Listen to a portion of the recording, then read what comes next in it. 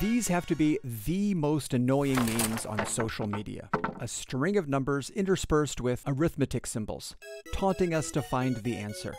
The comment threads for these things are always full of different answers, and people are arguing and insulting one another over what appears to be simple arithmetic. The most common justification given for answers is PEMDAS, a mnemonic for remembering the order to perform operations in a math statement. First, you solve inside parentheses, then move on to exponents, then multiplication, division, addition, subtraction. While rules are important, it's more important to understand what a math statement is saying.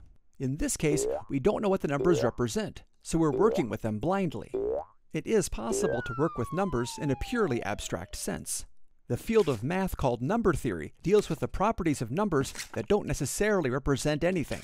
But even in that case, mathematicians are explicit in what their statements mean, and this statement is intentionally vague. Consider this: mathematics is a language. It's a way of clearly communicating relationships in quantities. There's a term for a statement in word languages that is intentionally vague: amphiboly. An amphiboly is a statement that, although grammatically correct, leaves itself open to multiple interpretations. Take, for instance, the statement, "When Grandma came to visit, she brought her dog Fifi, and she peed on the couch." The sentence doesn't have any grammatical errors, but it is unclear. Who exactly peed on the couch? Fifi or Grandma? That's the same kind of issue we have with this meme. It's intentionally vague and unclear how the numbers are supposed to relate to each other, a sort of numerical amphiboly. It's a troll question intended to drum up arguments. If this were a word sentence, we would all see that it's poorly written and ambiguous. But because it's a statement with numbers, we're sadly accustomed to not caring about any meaning in a math statement, and we don't see the problem with it. And the arguments that break out over these memes, I feel, highlight the problem we have with math education.